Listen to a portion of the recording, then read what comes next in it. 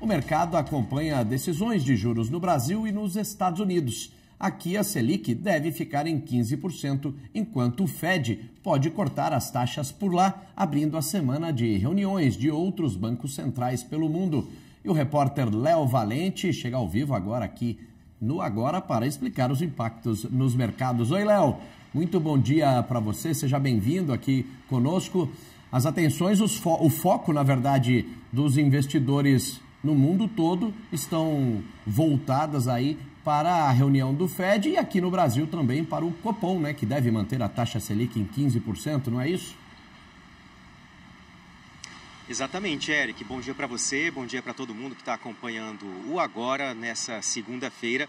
Expectativa para essa super quarta, né, quando os dois bancos, tanto o Banco Central dos Estados Unidos como o Banco Central brasileiro, tomam, né, as suas decisões com relação às taxas básicas de juros. Falando sobre o Fed, o Federal Reserve, a instituição responsável por essa política lá nos Estados Unidos, a expectativa, né, a confiança do mercado em torno desse corte de 0,25 ponto percentual foi crescendo nas últimas semanas, depois de ter chegado ali a rondar os 40%, 50% de confiança em que houvesse, né, esse corte. Agora já chega a perto dos 90%, mas ainda assim havia alguma desconfiança ainda com relação a essa possibilidade, o que foi diminuindo ao longo do tempo. As pesquisas com os agentes do mercado, né, os integrantes do mercado lá nos Estados Unidos, foram mostrando essa mudança de ânimo com relação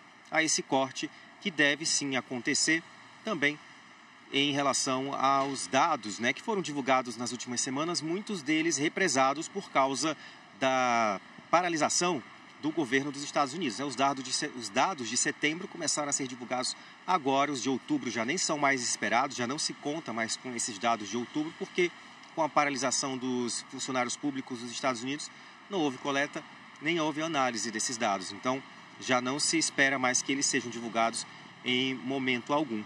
Então, essas últimas divulgações, esses últimos dados acabaram reforçando essa perspectiva de que o Federal Reserve faça, sim, um corte de 0,25 ponto percentual e, depois dessa decisão, outros bancos centrais em todo o mundo devem tomar a sua decisão com base na decisão do Fed. Entre esses bancos estão o Banco da Inglaterra, o Banco do Japão, o Banco da Suíça também, o Banco Central Europeu, que deve manter a taxa básica de juros em 2%, do Japão deve elevar a taxa básica de juros, indo contra muito da vontade do governo japonês, mas deve ter sim esse movimento por lá. No caso aqui do Brasil, como você falou, a expectativa é de que a nossa taxa Selic continue nos 15% ao ano e, de acordo com o relatório Focus, né, a pesquisa que é feita semanalmente com o mercado, hoje sai uma nova, mas as últimas mostram que essa redução só deve vir mesmo no ano que vem, o que não está muito longe, mas não se sabe se será já no início. O que se espera é que até o fim de 2026 a taxa básica de juros aqui do Brasil não seja mais de 15%, que tem uma redução nessa definição feita pelo Banco Central brasileiro. Mas agora a gente fica de olho nessa expectativa, tanto que alguns dos grandes bancos lá dos Estados Unidos também reforçam essa posição de corte de 0,25 ponto percentual ou 25 pontos básicos, como eles costumam falar, nessa taxa básica por lá no mercado norte-americano. Eric. Obrigado, viu, Léo Valente, pelas suas informações. Já já a gente volta a conversar. E eu vou falar agora com a Mariana Almeida, nossa analista, que já está aqui conosco. Oi, Mari. Muito bom dia para você. Já estava com saudade. Tudo bem? Tudo bem, Eric. Saudade também. Muito bom tê-lo de volta. Bom dia para todo mundo que nos acompanha aqui no Agora. Mari Almeida, vamos falar de juros, então, porque temos a última super quarta de 2025. Por aqui, os investidores estão mais de olho na sinalização que o Copom vai dar depois da reunião, né, para saber aí o viés, se já teremos um corte a partir de janeiro ou só a partir de março. Mas nos Estados Unidos, o mercado, apesar de apostar em mais um corte de 0,25 ponto percentual, há aqueles que apostam também ou tendem a ter ali uma percepção de que o Fed poderá interromper a queda dos juros? Pois é, Klein, diria que, dado que a gente está falando aqui de duas decisões que impactam diretamente o Brasil, a interna, de verdade, por incrível que pareça, está mais de ladinho, né? Está menos animada, porque não tem a chance de ter qualquer mudança concreta de variação da taxa de juros aqui no Brasil é baixíssima, né? Quer dizer, muito provavelmente o Banco Central, de fato, vai manter em 15% e é isso. Aí as atenções ficam voltadas para uma possível indicação sobre qual que seria o momento em que o Banco Central vai começar a baixar as taxas de juros aqui internas.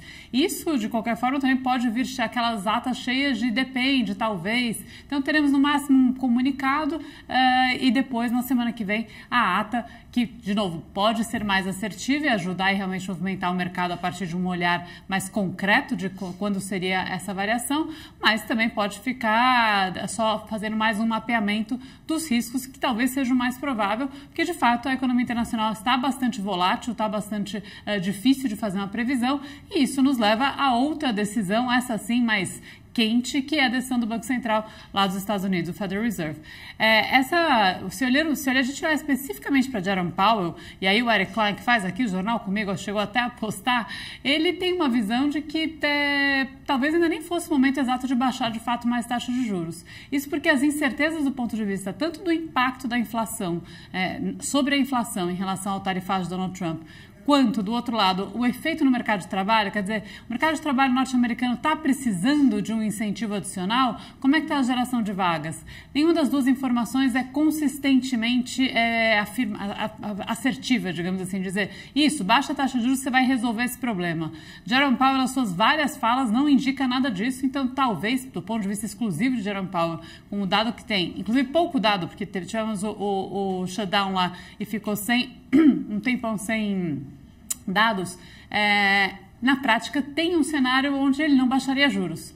Mas, como há um tempo atrás já vinha sendo dito, e na verdade na última ata ele até deu alguns indicativos quando baixou a 0,25 de que poderia baixar um pouquinho mais, o mercado está apostando que vai seguir uma tendência. Então, uma tendência assumida antes, que colocavam como patamar essa terceira redução da taxa de juros esse ano, que talvez seja o que vai de fato acontecer, e essa é a grande aposta.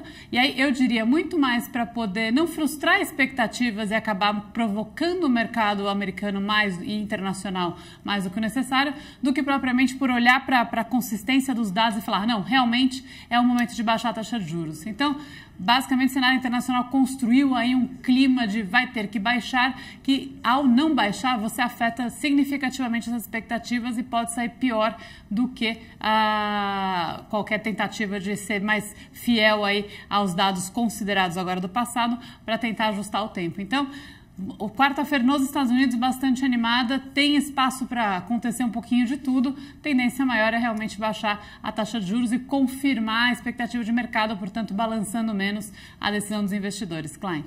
Até já então, Maria Almeida.